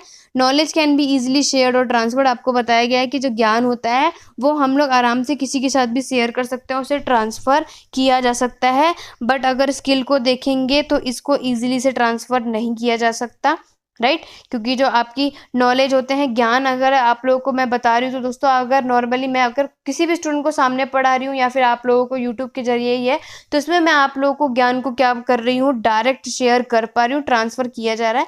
बट यही अगर स्किल, अगर कौशल की बात आ जाएगी तो इसमें आप लोगों का डायरेक्ट ट्रांसफ़र नहीं होता है। नॉलेज कैन बी लर्नड, और ज्ञान से क्या हो सकता है, हम लोग उसे सीखा जा सकता है। और स्किल के द्वारा हम इसमें क्या कर सकते हैं, इसे रिक्वायर करते हैं, यानी हम अपनी आवश्यकता के अकॉर्डिंग ही स्किल को क्या करते हैं, एक्वायर करते हैं। तो ये आप लोगों का डिफरेंस बिटवीन है। डिफरेंस बिटवीन अब आपका नॉलेज और इंफॉर्मेशन के बीच में आता है कि आखिरकार नॉलेज और आपके इंफॉर्मेशन यानी सूचना के बीच में अंतर क्या है। तो उससे पहले आप लिखेंगे कि नॉलेज क्या होता है। तो knowledge is a combination of information, यानी कि जो आपका नॉलेज है वो आपके इंफॉर्मेशन यानी सूचना से के साथ क्या होता है, इसका आपका कॉम्बिनेशन बना है, जो कि आपके व्यक्ति के संगठन में मदद करता है। और ये करने से जुड़ा रहता है कि कैसे पता लगाएं कि हाउ एंड अंडरस्टैंडिंग, यानी कि आप लोग कोई भी चीज़ कैसे समझ सकते हैं और उसको कैसे यूज़ कर सकते हैं, ये आपस में जुड़े हुए हैं।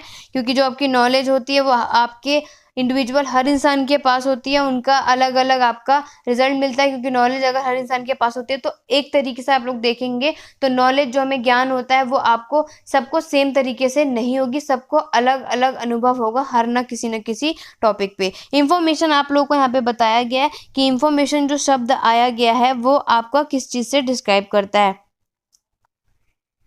इन्फॉर्मेशन में यानी कि सूचना में आप लोगों को दोस्तों बताया जाता है कि आप लोग सूचना जो होती है वो आपके किसी भी विषय से संबंधित जितने भी तथ्य होते हैं उसको हम लोग क्या कह सकते हैं, इन्फॉर्मेशन कह सकते हैं। और एन बेलिकन के अकॉर्डिंग उन्होंने ये भी बोला था कि जो सूचना जो होती है वो आपके आकार को परिवर्तित करने में क्या करती है, क्षमता होती है। तो इन्फॉर्मेशन के अगर आप लोग यहाँ पे वर्ड डिस्क्राइब किया गया कि इसकी मदद से आपको बताया जाएगा कि जो आई है वो किसके, आपने आपके जितने भी डाटा होते हैं उसको आपको डिस्क्राइब करता है। नेसेसरी फॉर गेटिंग नॉलेज, यानी कि ज्ञान को प्राप्त करने के लिए हमें इंफॉर्मेशन की क्या होती है, सूचना की जरूरत होती है। फैक्ट टोल्ड, रीड और कम्युनिकेटेड, यानी कि जितने भी हमें फैक्ट बताए गए हों या फिर जो भी चीज़ हमने पढ़ी है या आपस में जो भी बातें हम लोग करते हैं वो किसके द्वारा होती है, इंफॉर्मेशन को ही उसे इंक्लूड किया जाता है। ऑर्गेनाइज और अनऑर्गेनाइज भी होते हैं, क्योंकि जो हमारी इंफॉर्मेशन होती है वो ज़रूरी नहीं है कि हमेशा ऑर्गेनाइज ही हो, ऑर्गेनाइज भी शामिल होते हैं इसमें। और इसके बाद आप लोगों के इसमें जितने भी आंकड़े होते हैं उसको यहाँ पे कंसीडर किया जाता है। और उसके बाद आपके मीनिंगफुल डेटम को यूज़ किया जाता है। सूचित करने के जितने कार्य होते हैं वो इन्फॉर्मेशन में आते हैं। आइडियाज़ हो गए आप लोगों के, ओवर ऑब्जर्व्ड एक्ट हो गया, या फिर आपकी कोई भी न्यूज़ या नेटवर्क के द्वारा हम लोग इन्फॉर्मेशन को क्या कर सकते हैं, प्राप्त कर सकते हैं। तो यहाँ पे अगर इन्फॉर्मेशन का वेरी शॉर्ट में डेफिनेशन पूछ लेगा तो आप लोग लिख सकते हैं कि जो इन्फॉर्मेशन, जो शब्द है आपका एक लैटिन वर्ड है इन्फॉर्मर, जिसका मतलब क्या होता है, इन्फॉर्म करना या फिर टू इंस्ट्रक्ट, यानी कि सूचित करना या फिर किसी को क्या करना, निर्देश देना, आपका क्या कहलाता है, इन्फॉर्मेशन यानी कि सूचना कहलाता है। हिंदी वाले मीडियम वाले बच्चे आप लोग यहाँ पे लिख लीजिएगा, सूचना की डेफिनेशन आप लोगों से पूछी जाएगी। तो उसके बाद आपको क्या बोला है, किसके द्वारा, जैसे कि आपको इन्फॉर्मेशन है, आप लोग कोई भी निर्देश देते हैं या फिर कोई भी चीज़ इन्फॉर्म करते हैं तो वो आप डाटा के अकॉर्डिंग हो सकता है, फैक्ट फिगर के अकॉर्डिंग आप लोग बता सकते हैं, या फिर आप सूचित कर सकते हैं कुछ प्रश्नों के द्वारा कि आखिरकार ये सब क्या है। तो ये आप लोग क्या कर सकते हैं, डाटा के द्वारा ये सब क्वेश्चन पूछ सकते हैं। अब आप लोग का डिफरेंस बिटवीन बताया गया है। तो सिंपली तरीके से क्या होता है कि जो नॉलेज होता है वो आपके इंफॉर्मेशन के ऊपर बेस्ड होता है, और जो आपका इंफॉर्मेशन होता है वो आपका डाटा पे बेस्ड होता है। याद रखिएगा कि ज्ञान हमारा सूचना पे आधारित होता है और जो हमारा इंफॉर्मेशन होता है वो आंकड़ों पे आधारित होता है। नॉलेज हमारा वेल ऑर्गेनाइज्ड होता है, इसे अच्छे तरीके से हमें वेल ऑर्गेनाइज किया गया होता है। बल्कि इंफॉर्मेशन क्या होता है कि कभी कभी आपका वेल ऑर्गेनाइज होता भी है, कभी कभी वेल ऑर्गेनाइज नहीं होता। जैसे मैंने आपको पीछे बताया कि अगर हम लोग कोई डाटा तैयार कर रहे हैं तो जरूरी नहीं है कि वो हमेशा आपके प्रॉपर तरीके से रेडी होगा, बट जो आपकी नॉलेज होगी, जो आपके आपस में ज्ञान होगा, वो आपका क्या होता है, वो एक तरीके से वेल ऑर्गेनाइज्ड होता है। नॉलेज आपका यहाँ पे बोला गया है कि आपका मोल्डेड इंफॉर्मेशन है, यानी कि एक तरीके से आपका मोल्ड इंफॉर्मेशन माना गया है। और जबकि इंफॉर्मेशन है वो आपका प्रोसेस्ड, यानी प्रोसेस लगातार चलने वाला आपका प्रोसेस माना गया है। नॉलेज आपका जस्टिफाइड ट्रू बिलीव, यानी कि जो आपका ज्ञान होता है वो आपके ट्रू बिलीफ पे यानी सच्चे विश्वास पे माना गया है। और इन्फॉर्मेशन जो होता है वो आपके डाटा पे और आपके कुछ उद्देश्य की क्या क्या आपके मेन आप लोग के पर्पस हैं उस डाटा के द्वारा आप लोगों को इन्फॉर्मेशन इंक्लूड किया गया है। तो ये आपके यहाँ पे डिफरेंस है। उसके बाद नेक्स्ट आपका टॉपिक आता है टीचिंग क्या होता है। तो टीचिंग और ट्रेनिंग का डिफरेंशिएट आता है आपके एग्जाम में, शॉर्ट क्वेश्चन में आता है आपके टीचिंग और ट्रेनिंग। तो टीचिंग के आप लोग वहाँ पे पहले यहाँ पे मीनिंग लिख लीजिएगा कि टीचिंग आपका क्या प्रोसेस होता है, of educating a person with theoretical concept, यानी जो आपके and is a kind of knowledge transfer between a teacher और स्टूडेंट, यानी कि आप लोग को ये बताया गया है कि अगर हम लोग कोई भी शिक्षित करने के लिए, यानी कि कोई भी बच्चे को नॉलेज देने के लिए, ज्ञान देने के लिए वो प्रक्रिया मानी गई है टीचिंग, जो एक टीचर और छात्र के बीच में क्या होता है आपका ट्रांसफ़र किया जाता है। तो वो आपकी क्या कहलाती है, टीचिंग यानी शिक्षण कहलाती है। उसके बाद आप लोगों के करेक्टरिस्टिक्स आ जाते हैं, इसलिए मैंने यहाँ पे इंक्लूड किया हुआ है दोस्तों, क्योंकि ट्रेनिंग इसके आगे मैंने ऐड किया है। तो आप लोग ये मत सोचिएगा कि ओवर मैंने यहाँ पे एक्सप्लेन किया है। मैं पूरी कोशिश करती हूँ कि आपके एग्जाम में अगर शॉर्ट में कोई टॉपिक आया है और उससे रिलेट आपके सिलेबस में है तो उसमें मैं ऐड कर दूं। तो यहाँ पे टीचिंग का आप लोगों को बताया गया कि टीचिंग की आपकी विशेषताएं क्या क्या हैं। तो टीचिंग क्या होती हैं, इसमें आप लोगों की सबसे सिंपल वे में आप लोग बोल सकते हैं कि जो हमारी टीचिंग होती है वो आप लोगों के एक इंटरपर्सनल इन्फ्लुएंस होते हैं, यानी कि आपके पारस्परिक प्रभाव के रूप में होते हैं। और इसमें आप लोगों का मेन एम क्या होता है कि हम उससे अपने बिहेवियर को चेंज कर सकें, इंटरैक्टिव प्रोसेस माना गया है।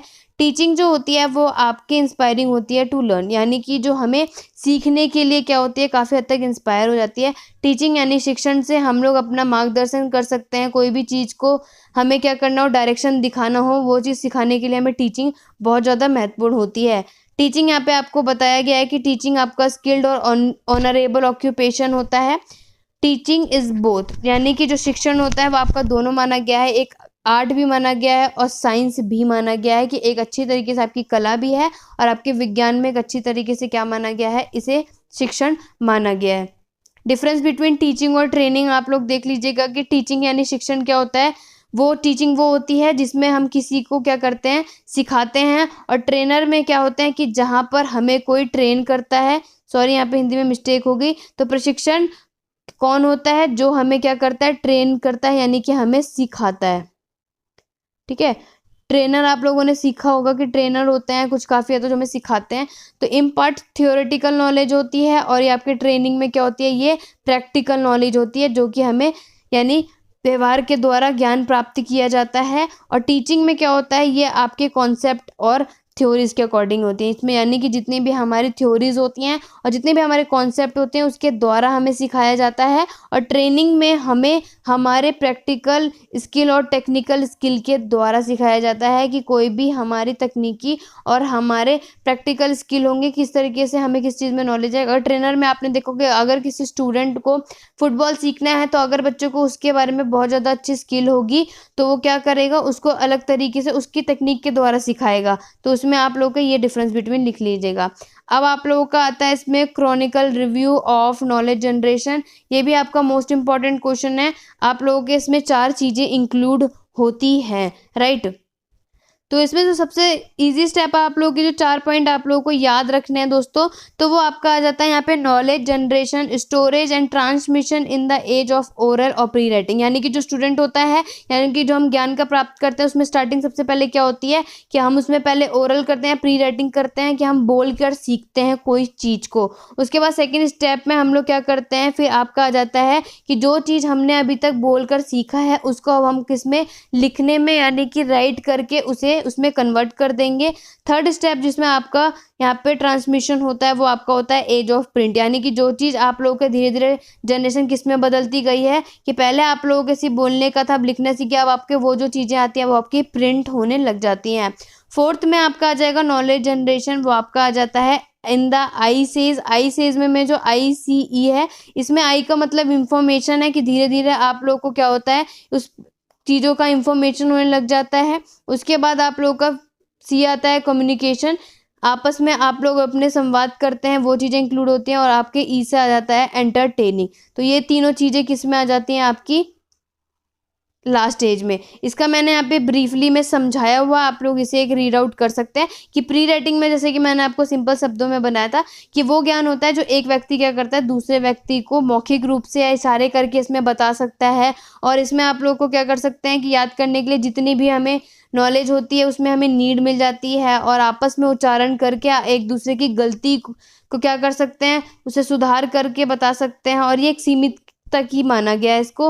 और उसके बाद आप लोगों का यहाँ पे ICE अकॉर्डिंग देख लीजिएगा। यहाँ पे मैंने बताया कि क्योंकि ये सारी चीज़ें जो होती हैं वो किस में, आपके इंफॉर्मेशन, कम्युनिकेशन और आपके एंटरटेनमेंट पे क्या करती है, जोड़ देती है, जिससे कि आपके जो ज्ञान है वो समाज राष्ट्रीय विकास में तेजी से क्या हो सके, तेजी गति से बढ़ जाए। और आज में जो ज्ञान में होता है वो सबसे पहले किस में आपका प्रोग्रेस कर सकता है। नेक्स्ट आपका रीज़न और बिलीव में डिफरेंस बिटवीन आता है दोस्तों, इसको आप लोग देख लीजिएगा, अदरवाइज लास्ट में मैं आपको यहाँ पे ब्रीफ कर दूंगी इजी वे में। तो सबसे मोस्ट इंपॉर्टेंट जो आपका नेक्स्ट टॉपिक आता है वो आपका लैंग्वेज के ऊपर लॉन्ग क्वेश्चन आता है दोस्तों। तो सबसे पहले हम लोग लैंग्वेज देख लेते हैं, यानी भाषा क्या होती है। तो लैंग्वेज आप लोगों का एक लैटिन वर्ड होता है जिसे आप लिंग्वेटिकम से या फिर लिंगवा से बोल सकते हैं, जिसका मतलब क्या होता है, आपका टंग, राइट, जीभ से लिया गया है। Language is a system of word और sign that people use to express thought and feeling to each other. Simple से भाषा में यहाँ पे डेफिनेशन दी है कि आप इजी शब्दों में सब समझ सके कि भाषा क्या होता है। भाषा वो शब्द होता है जिससे हम लोग कोई भी शब्द या फिर कोई भी साइन क्या कर सकते हैं, यूज करके एक उसका एक्सप्रेस कर सकें, लोगों को अपने विचार, अपने फीलिंग को, अपनी भावनाओं को क्या कर सके, लैंग्वेज को साइन और वर्ड के द्वारा क्या कर सकें, एक्सप्रेस कर सकें, यानी कि उसे बता सकें, व्यक्त कर सकें। उसके बाद अनदर डेफिनेशन देखेंगे। तो language is a system of communication and a medium of thought and a social interaction. Nature बताया गया है कि क्या क्या है, लैंग्वेज आपका कॉम्बिनेशन ऑफ साउंड है। यहाँ पे आपको बताया गया है कि जो लैंग्वेज है वो भाषा है वो किसका है, आपका साउंड का कॉम्बिनेशन बना हुआ है। साउंड आप लोगों को जैसे कि पता है दोस्तों कि साउंड आता है अ ब स, तो ये आपके साउंड निकल रहे हैं, तो ये सब आपस में जब मिल जाते हैं तो आप लोगों का क्या बन जाता है, वो एक लैंग्वेज, भाषा का यूज़ होता है। Language is a expression of thought, यानी कि जो हम अपने कोई भी विचार को जब हम एक्सप्रेस करते हैं, कोई भी हम थॉट्स होते हैं, अगर हम बताना भी चाहते हैं कि आज हम बीमार हैं, तो हमारे फेस स्ट्रक्चर से हम कोई भी चीज़ एक्सप्रेस कर रहे हैं, तो वो भी हमारी एक तरीके की लैंग्वेज मानी जाती है। Language follow a grammatical structure, और जो हमारी भाषा होती है वो हमारे ग्रामेटिकल स्ट्रक्चर को अपनाती है। ऑरल और ओरल सिस्टम भी आते हैं, यानी कि मौखिक रूप से भी इसका आप लोग यूज कर सकते हैं। Language can die and be extinct, यानी कि जो आपकी लैंग्वेज है वो आपकी विलुप्त हो सकती है एक टाइम पर, और ये डाइवर्स होती है। नेक्स्ट आप लोगों का आपके करेक्टरिस्टिक्स आती है कि आप लोगों की जो लैंग्वेज है वो डायनामिक होती है। लैंग्वेज के बहुत तरीके के लेवल होते हैं आप लोग के, इसमें क्रिएटिव और यूनिक भी होते हैं। कि लैंग्वेज आपके क्रिएटिव और यूनिक इसलिए होते हैं कि जो भाषा होती है वो आपके कई तरीके की होती है। ऐसा तो नहीं है कि आप लोगों के एक ही तरीके की भाषा होती है, भाषा भी आपके कई तरीके की होती है। तो वो क्या होती है, आपके अलग तरीके से, एक तरीके से रचनात्मक होती है, और आपके काफ़ी हद तक यूनिक भी होती है। और लैंग्वेज आपका एक तरीके से कम्युनिकेशन माना गया है, यानी कि भाषा जो है आपका संचार का एक साधन भी माना है। लैंग्वेज आपकी संस्कृति की पहचान होती है। जैसे कि आपकी नॉर्मल लैंग्वेज अगर आप लोग देखेंगे, कोई भाषा हिंदी बोलता है, इंग्लिश बोलता है, तो उसके द्वारा, या फिर उर्दू बोलता है, पंजाबी बोलता है, तो उसके कल्चर के द्वारा क्या कर सकते हैं, हम उसकी लैंग्वेज की पहचान करते हैं। और लैंग्वेज आपकी क्या होती है, आर्बिट्री होती है। और उसके बाद नीड और इम्पोर्टेंस देख लेंगे, तो नीड और इम्पोर्टेंस में भी आप लोगों को यही बताया गया है कि जो हमारी लैंग्वेज होती है वो हमारे क्या करती है, सोशल डेवलपमेंट को बढ़ावा देती है। और उसमें हम लोग अपने सोसाइटी को, या अपने किसी भी इंसान को, कोई भी हमारे पार्टनर को क्या कर सकते हैं, हम लोग उसे अपने फीलिंग को, या फिर हम लोग अपने जितने भी एक्सपीरियंस है उसको शेयर कर सकते हैं। Language is main for education of different member of society. अब यहाँ पे साफ साफ लिखा है दोस्तों कि जो हमारी लैंग्वेज है वो आपके विभिन्न सदस्यों के शिक्षा के मुख्य कारण माना गया है।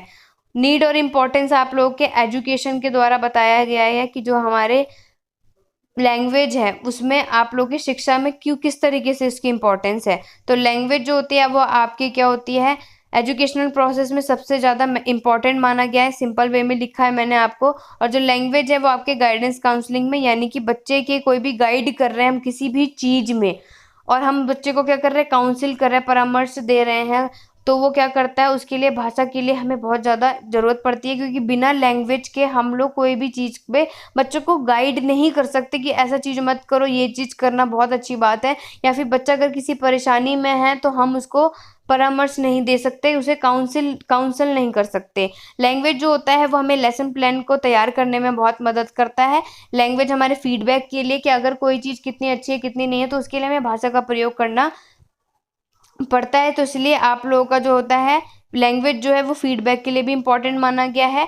लैंग्वेज आपके बच्चे को, यानी कि स्टूडेंट को जितना हद से ज़्यादा मोटिवेट किया जाए, मोटिवेट करने के लिए भी लैंग्वेज क्या है, आपका एक महत्वपूर्ण माना गया है। कि भाषा क्या है, इम्पॉर्टेंट है आपके बच्चे को मोटिवेट करने के लिए। और लैंग्वेज आपके टीचिंग लर्निंग प्रोसेस के लिए भी एक बेस माना गया है, कि आप लोगों को एक आधार माना गया किसका, लैंग्वेज को। उसके बाद कुछ थ्योरीज हैं, ये भी आपका मोस्ट इंपॉर्टेंट है, ये मैंने आपका इस वीडियो में डाला है। तो 4 तरीके की आपकी थ्योरी होती है लैंग्वेज डेवलपमेंट की। तो दोस्तों आप लोग सिलेबस के अकॉर्डिंग ही, मैं तो आपसे बोलूँगी कि आप टॉपिक के अकॉर्डिंग अपना कवर अप कर लीजिए, क्योंकि इसके अकॉर्डिंग आता है। बाकी मैंने आपके यूनिट वाइज ही टॉपिक डाले हैं, बट मैं लैंग्वेज कर रही थी इसलिए मैंने इसकी थ्योरी यहाँ पे इंक्लूड कर दी है। कि 4 तरीके की आपकी थ्योरी होती है, यानी कि बिहेवियर थ्योरी, नेविस्टिस थ्योरी होती है, सोशल इंस्ट्रक्शन थ्योरी होती है, और लास्ट होती है आपकी कॉग्निटिव थ्योरी, जो कि आपके होते हैं भाषा विकास का संज्ञानात्मक सिद्धांत। बिहेवियर थ्योरी में क्या होता है कि इसमें आप लोगों को भाषा को ऑब्जर्व करा जाता है, और उसे क्या किया जाता है, मेजर किया जाता है। और इसमें आप लोगों को, यानी कि व्यवहार सिद्धांत में लैंग्वेज को क्या किया जाता है, इसमें आप लोग बिना बोले आप लोग क्या कर सकते हैं, भाषा का यूज़ नहीं कर सकते। बिना बोले इन द सेंस आप ये है कि बिहेवियर वाले में आप लोग सिर्फ ऐसे लाइक अपना फेस एक्सप्रेशन दिखा के, इन सब के द्वारा आप लोग भाषा को एक्सप्लेन नहीं कर सकते। और जो हमारा लैंग्वेज है, used need a stimulus and without that there is no need for language use. यानी जो हमारा भाषा का यूज़ है उसको हमें क्या करना चाहिए, स्टिमुलस करना चाहिए, उसको उत्तेजित करने की बहुत ज़रूरत है। कि उसके बिना हम लोग क्या कर सकते हैं, भाषा का उपयोग करना इम्पॉर्टेंट नहीं माना गया बिहेवियर में, क्योंकि हम लोग उसमें अपना व्यवहार के अकॉर्डिंग बता सकते हैं। नेवियस लिंग्विस्ट थ्योरी में आप लोगों को बताया कि जितने भी चिल्ड्रन होते हैं वो क्या करते हैं,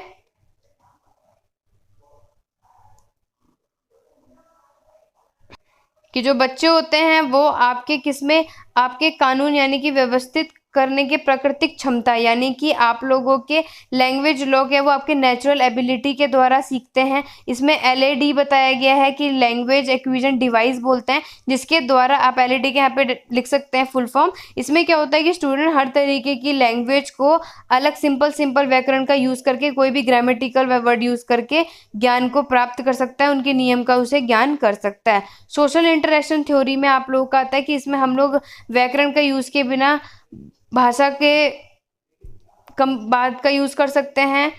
उसके बाद आप लोग ये बोल सकते हैं कि जो हमारी लैंग्वेज होती है वो हमारी जन्मजात होती है, बल्कि एक ऐसा नहीं है, बल्कि धीरे धीरे उसका क्या होता है, हमारे समाज के द्वारा धीरे धीरे डेवलपमेंट होती जाती है। और ये आपके कल्चरल और environmental as a crucial factor माना गया है हमारे किसके, लैंग्वेज डेवलपमेंट के। कॉग्निटिव थ्योरी आप लोग देख लीजिए कि ये हमारे थिंकिंग, यानी कि जो भी हमारे सोच है उसको उसके हर एक स्टेजेस को डेवलप करता है। लैंग्वेज जो होता है वो आपके सिंबल और स्ट्रक्चर से बनी होती है कि क्या क्या सिंबल है। सिंबल आपको पता चल जाता है कि लैंग्वेज अगर आपको कोई भी सिंबल बताया गया, प्रतीक बताया गया है और कोई स्ट्रक्चर है किसके अकॉर्डिंग बनाया है। चिल्ड्रन को क्या होती है, इन सबको प्राप्त करने के लिए काफ़ी हद तक टास्क अचीव करने होते हैं, परिपक्व होना चाहिए बच्चे को।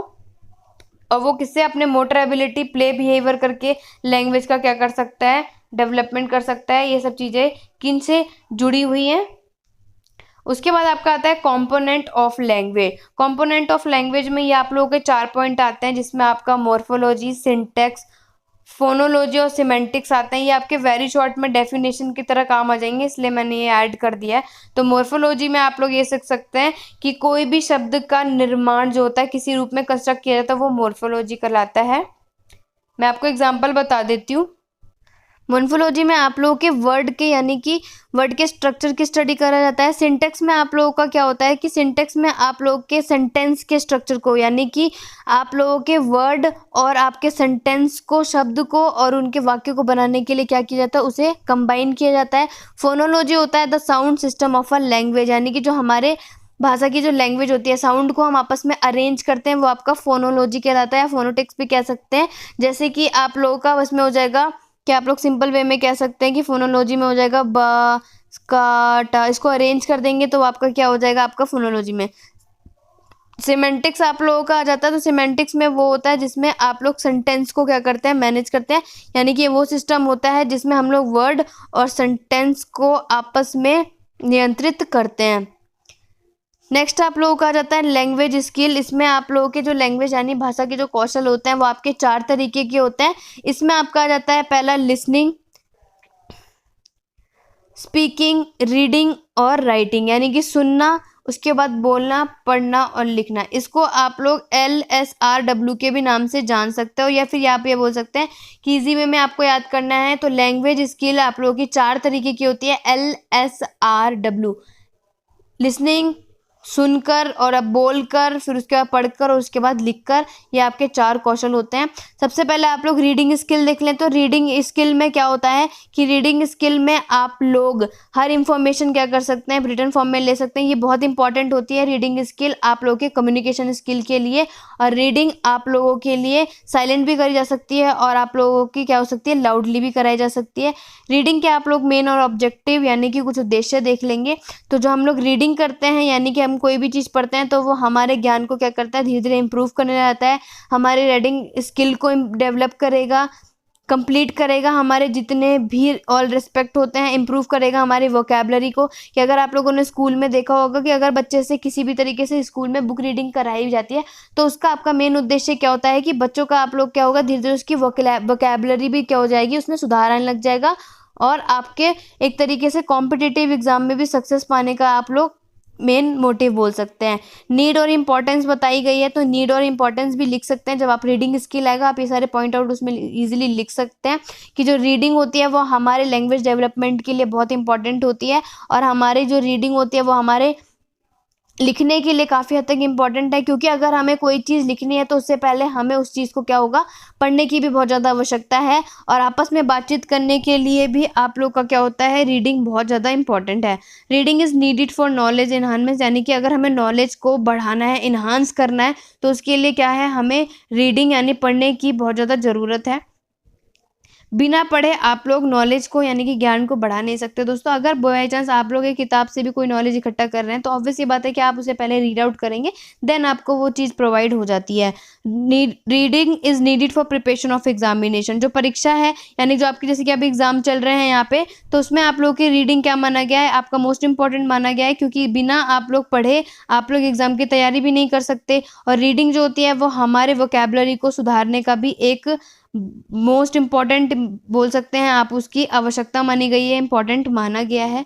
अब आपको बता देते हैं कि 2 तरीके की रीडिंग होती है जो आप लोगों के मोस्ट इंपॉर्टेंट होती है। वैसे तो हमारे अलग अलग टाइप्स की रीडिंग यहाँ पे बहुत सारे टाइप की होती हैं, जो यहाँ पे मोस्ट 2 आपके एग्जाम में आती हैं, वो आती हैं 2, स्कीमिंग और स्कैनिंग। स्कीमिंग और स्कैनिंग आपके 2 प्रकार की क्या मानी गई है, रीडिंग मानी गई, यानी कि पठन कार्य माने गए हैं कि किस तरीके से हम लोग अपने कोई भी चीज़ यानी कि बुक भी पढ़ रहे हैं तो उसको किस तरीके से पढ़ना है, किस जगह पढ़ना है, क्या चीज़ होनी चाहिए, ये सब चीज़ें इसमें इंक्लूड होती है। तो दोस्तों स्कीमिंग और स्कैनिंग का मैं आपको शॉर्ट फॉर्म में इसके अकॉर्डिंग बता दे रही हूँ। स्कीमिंग में क्या करते हैं कि अगर हम लोग कोई फॉर एग्जाम्पल एक चैप्टर पढ़ रहे हैं तो हम लोग क्या करेंगे कि स्कीमिंग करेंगे, यानी कि क्या करेंगे, फटाफट उसको एक ही बार में पढ़ लेंगे, राइट। तो स्कीमिंग का मेन जो आपका अर्थ होता है वो क्या होता है कि कोई भी चीज़ को जल्दी से फटाफट पढ़ लेना, या फिर आप लोग से ऊपर से देख लेते हैं। और स्कैनिंग में क्या करते हैं, आप लोग स्पेसिफिक इन्फॉर्मेशन देख रहे हैं, यानी कि आप लोग कोई कीवर्ड छाट रहे होते हैं कि आखिरकार एक कीवर्ड है क्या।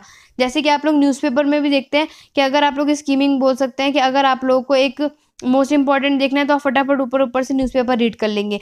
बट अगर आपको एक टॉपिक चाहिए कि हाँ फॉर एग्जाम्पल आपको यूनिवर्सिटी की कोई न्यूज़ चाहिए तो आपकी स्कैनिंग हो जाएगी, क्योंकि आप लोग क्या करेंगे, उस यूनिवर्सिटी का एक वर्ड देखेंगे कि आप लोग फटाफट वो कीवर्ड ढूंढेंगे, ठीक है। तो स्कैनिंग क्या होती है, आप लोगों को अपनी तेज़ी से आप लोग क्या करते हैं, आगे आगे पेज को यानी कि टेक्स्ट को देखते हैं, पता लगाते हैं कि आखिरकार वो टॉपिक कहाँ है, वो कीवर्ड ढूंढते हैं, राइट। इसमें 3 स्टेप होते हैं कि अगर आप किस तरीके से स्कैनिंग में इंक्लूड कर देते हैं। पहला आपको बताया गया है कि सर्च फॉर कीवर्ड, यानी सबसे पहला हमारा कीवर्ड हो गया, फॉर एग्जांपल हम लोग इस वाले यूनिवर्सिटी का एग्जाम देख रहे हैं तो हम लोग उस यूनिवर्सिटी का नाम देखेंगे। उसके बाद क्या करेंगे, पेज को क्या करेंगे, तेज़ी से बदलने लग जाएंगे, क्योंकि हम लोग फटाफट पेज टर्न कर सकते हैं कि हमें पता है इस वाले पेज पर ये वाली न्यूज़ नहीं है। और उसके बाद हम लोग क्या करेंगे, रीडिंग एंड मोर सर्चिंग। उसके बाद कम पढ़ेंगे और उसके बाद क्या करेंगे, ज़्यादा खोजेंगे, पढ़ना कम कर देंगे, बस उसमें क्या करेंगे, कीवर्ड को सर्च मारते हैं। तो ये आपके स्कीमिंग और स्कैनिंग आता है। उसमें आपके ऑब्जेक्टिव भी बताए मैंने कि क्या उद्देश्य और लाभ होते हैं। तो सबसे पहला जो आपका बेनिफिट होता है स्कीमिंग और स्कैनिंग में, कि आप लोग कोई भी टॉपिक को आइडेंटिफाई कर सकते हैं, ईजिली से पहचान सकते हैं, और उससे आप लोग क्या कर सकते हैं, लोगों के ओपिनियन पता कर सकते हैं कि किस तरीके से क्या लोगों का ओपिनियन है। आप लोग क्या कर सकते हैं, इससे राइटिंग को ऑर्गेनाइज कर सकते हैं और रिफ्रेश कर सकते हैं व्हाट वी हैव रीड, कि आखिरकार हमने पढ़ा क्या था। जैसे कि अभी आप लोगों का एग्जाम चल रहा है तो आप लोग क्या कर रहे हैं कि पूरे तरीके से हर एक टॉपिक को अच्छे से पढ़ रहे हैं, right. But at the and आप लोगों का फायदा क्या होगा कि आप लोग क्या करेंगे, स्कैन करेंगे, वो टॉपिक पढ़ेंगे, हाँ ये ऊपर से ये होता है, ये होता है, यानी कि एक टॉपिक को ऊपर से पढ़ लेंगे कि नॉलेज का डेफिनेशन ये होती है, नॉलेज के इतने प्रकार होते हैं। तो आप लोग कल क्या करेंगे, इसे अच्छे तरीके से आप लोग स्कैनिंग में यूज़ हो जाएगा। उसके बाद इसका कंक्लूजन क्या निकलता है, दोनों का जो बेनिफिट है वो आपका यहाँ पे बताया गया है कि जो स्कीमिंग और स्कैनिंग होता है, ये दोनों ही चीज़ें आपके डॉक्यूमेंट में यूज़ करी जा सकती हैं पढ़ते समय, और इससे आप लोगों को बहुत तरीके की जानकारी प्राप्त कर सकते हैं स्कैन के द्वारा। We work quickly when we use skim and scan. उससे क्या होता है कि हम कोई भी काम कर रहे होते हैं तो उससे क्या होता है कि हमारा काम क्या होता है, जल्दी हो जाता है। We skim to get the idea of what a document is about. For example like अगर आपके पास कोई डॉक्यूमेंट है तो अगर हम उस पर स्कीम करने चालू कर देंगे तो हमें क्या हो जाएगा, एक आइडिया मिल जाएगा कि आखिरकार उस डॉक्यूमेंट में क्या लिखा है, किस बारे में बोल रखा है। तो स्कीमिंग करने का क्या मतलब होता है कि बिफोर इससे मतलब कि अगर हम उस डॉक्यूमेंट को बिना पढ़े, एक स्टार्टिंग होती है कि आप समझ जाएंगे कि आखिरकार उस डॉक्यूमेंट में क्या लिखा है, किस बारे में वो बताना चाह रहा है, तो वो आपकी स्कीमिंग हो जाएगी। और स्कैनिंग में हम किसी एक कीवर्ड को ढूंढते हैं, याद रखिएगा। अब आप क्या आ जाता है, मोस्ट इंपॉर्टेंट है, पूछा जाता है कि रीडिंग स्किल को कैसे इंप्रूव किया जाए या फिर उसकी स्ट्रेटजीज पूछी जाती है। तो सबसे पहले हम लोग ये करते हैं कि डिसाइड करते हैं कि आखिरकार हमें पढ़ना क्या है, उसके बाद जो हमें पढ़ना है वो क्यों पढ़ना है, और डिसाइड करते हैं कि आखिरकार हम पढ़ें कहाँ। तो पढ़ें कहाँ, तो सबसे पहले डिसाइड करते हैं, ये आपके 3। चौथा आता है आप लोगों का डिसाइड करते हैं कि हम कैसे पढ़ें और उसके बाद कब पढ़ें। तो जैसे आप लोग पढ़ेंगे कि कहाँ पढ़ें, तो इसके लिए आप कुछ कुछ बातों का ध्यान रख लेते हैं, ये आपके कि हम लोग कैसे रीडिंग स्किल को इम्प्रूव कर सकते हैं। सबसे पहले कि जो भी जहाँ भी हम लोग बैठे वहाँ पे शांति रहे उस जगह पे। उसके बाद हम लोग reading place should have proper sitting arrangement, यानी कि अगर ऐसा होता है कि आप लोग पढ़ने बैठे हैं तो आपका एक प्रॉपर सिटिंग अरेंजमेंट होना चाहिए कि आपके पास टेबल है, आप लोग चेयर पे अकॉर्डिंग बैठेंगे, क्योंकि काफ़ी हद तक जो होते हैं बेड पे अगर हम लेटे हैं तो हम कंफर्टेबल फील नहीं कर रहे होते, तो टेबल चेयर बेनिफिशियल माना गया है कि आप लोग, अगर आप लोगों को रीडिंग स्किल को अच्छे से करना है तो आप लोग को क्या हो कि सिटिंग अरेंजमेंट आपकी अच्छी होनी चाहिए, और जहाँ पर आप लोग पढ़ रहे हैं वो आपका एरिया भी क्या होना चाहिए, अकेले होना चाहिए, और काफ़ी हद तक वो क्या होना चाहिए, एयर यानी कि हवादार भी होना चाहिए, वहाँ पे वेंटिलेशन भी लगी होनी चाहिए। अब ये कि हम लोग कैसे पढ़े, किस तरीके से हम लोग पढ़े, तो हम लोग इंटरनेट या वेबसाइट के द्वारा, जैसे कि आप लोग देख रहे हैं कि इंटरनेट में आपकी कितनी सारी चीज़ें आ गई, अनअकैडमी हो जाता है, आप लोगों की यूट्यूब पे कितनी सारी वीडियो अलग-अलग चैनल आते हैं, तो उसके द्वारा हम लोग पढ़ सकते हैं, मोबाइल के द्वारा, टैबलेट और लैपटॉप के द्वारा ये सब का यूज़ हम लोग कर सकते हैं। और व्हेन टू रीड, यानी कि अब हमें ये तय करना है कि अब हमें कब पढ़ना है। तो ऐसा तो नहीं है दोस्तों कि सिर्फ आप लोग बुक के ही पढ़ेंगे, बल्कि हम लोग अलग-अलग इंटरनेट, अलग-अलग वेबसाइट से पढ़ सकते हैं, ई बुक से पढ़ सकते हैं, और कभी भी और कहीं भी इन सब के ज़रिए हम लोग कहीं पर भी और किसी भी जगह हो आराम से ईज़िली से पढ़ सकते हैं। अब आप लोगों का यहाँ पे मैग्नीशियम का भी क्वेश्चन आ जाएगा, याद रखिएगा, क्वेश्चन को अच्छे से पढ़िएगा कि अगर आप लोगों को उस रीडिंग स्किल की मैग्नीशियम के द्वारा पूछी जाएगी तो आप लोग क्या लिखेंगे। पहला आता है इसमें अल्फ़ाबेटिकल मेथड, उसके बाद आता है syllabic method, word method, phrase और सेंटेंस मेथड। ये 5 तरीके के मेथड होते हैं और इस अकॉर्डिंग से अरेंज होता है कि सबसे पहले आप लोगों का लेटर आता है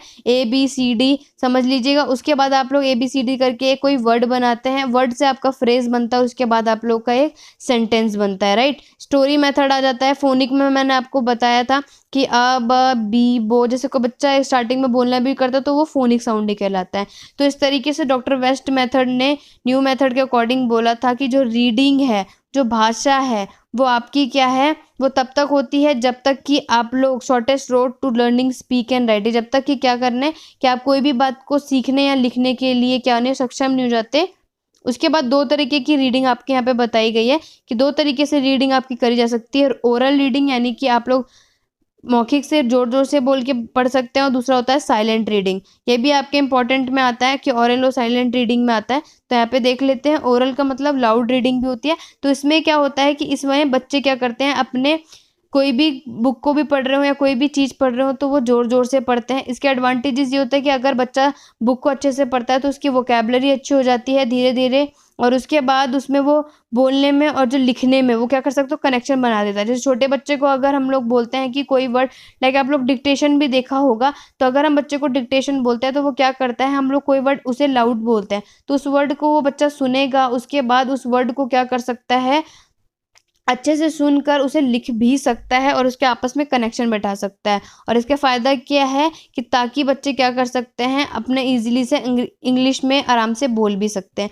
डिसएडवांटेजेस क्या क्या होते हैं कि जब हम ओरली बोलते हैं तो इसका डिसएडवांटेजेस ये होता है कि reading allowed does not help everybody, यानी कि हर इंसान के लिए ज़रूरी नहीं है कि जो रीडिंग है वो लाउड ही बहुत ज़्यादा बेनिफिशियल करेगी, इसका नुकसान भी होता है। लाउड रीडिंग क्या होती है, एक तरीके से आप लोगों को बार-बार ज़ोर से पढ़ने के लिए कई बार करते भी हैं, टाइम अंडरटेकन यानी कि ज़्यादा समय भी ले लेता है इसमें, और लाइट रीडिंग अलाउ नहीं होती पब्लिक प्लेस पे। जैसे कि आप लोग क्लासरूम में हैं तब तो आप लोग लाउड रीडिंग करेंगे तो कंफर्टेबल है, बट ऐसा तो नहीं है कि आप लोग स्कूल के बाहर खड़े होकर लाउड रीडिंग करेंगे, तो ऐसा आप लोगों का डिसएडवांटेज माना गया है। जैसे कि आप लोगों ने लाइब्रेरी भी देखी गई हो कि लाइब्रेरी में आप लोगों को से लाउड रीडिंग करना मना है, आप लोगों को वहाँ पे साइलेंटली पढ़ना होता है, राइट। तो एक तरीके से क्यों, क्योंकि आप लोग के वहाँ पे अगर आप लोग लाउड रीडिंग करेंगे तो वो आप लोगों का एक तरीके से नॉइज़, यानी कि आपकी नॉइज़ यानी कि नॉइज़ का कारण बन सकता है, यानी कि शोर करने का कारण भी बन सकता है।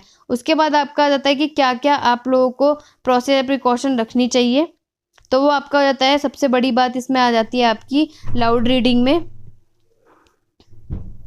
लाउड रीडिंग में आप लोगों को वो प्रिकॉशन देनी चाहिए कि अगर बच्चा आप लोगों का कोई भी चीज़ अच्छे से रीड कर रहा है तो आप लोगों को सबसे बड़ी चीज़ जो आपको सावधानी देने की ज़रूरत है कि जो बच्चा लाउड रीडिंग कर रहा है वो क्या करे, एकदम आराम तरीके से करे, उसे फास्टली नहीं करना चाहिए।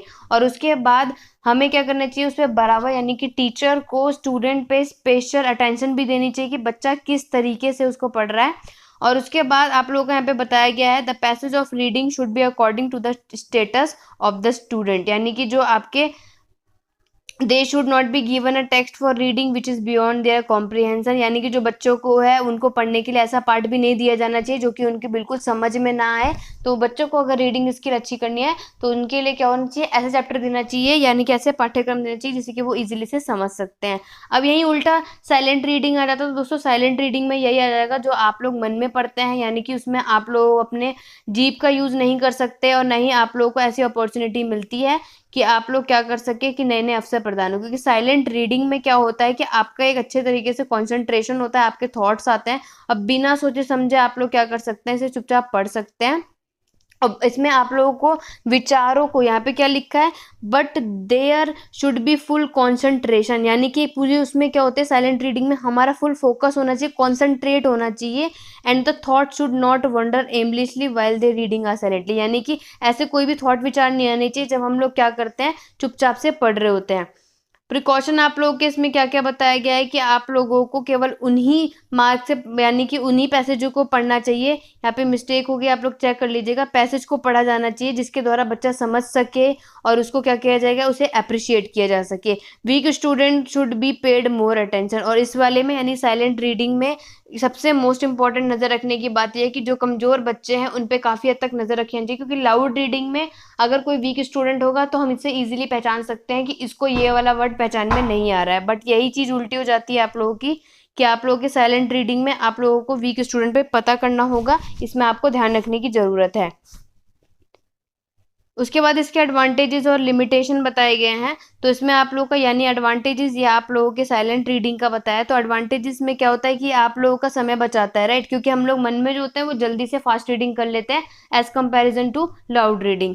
और इसमें हमारी एनर्जी भी बचती है और हमारे इसमें इंटरेस्ट भी बढ़ता है, यानी हमारे जो पढ़ने की जो क्षमता होती है वो क्या होती है, धीरे धीरे बढ़ती रहती है। इसमें हमारा इंटरेस्ट भी इंक्रीज होता रहता है। लिमिटेशन इसमें बताई गई है कि क्या क्या सीमा होती है, कि it is not advantageous for beginner, यानी कि शुरुआती में इसका कोई फ़ायदा नहीं होता, क्योंकि स्टार्टिंग में हम पढ़ना शुरू करते हैं मन में तो इसका कोई बेनिफिट नहीं है।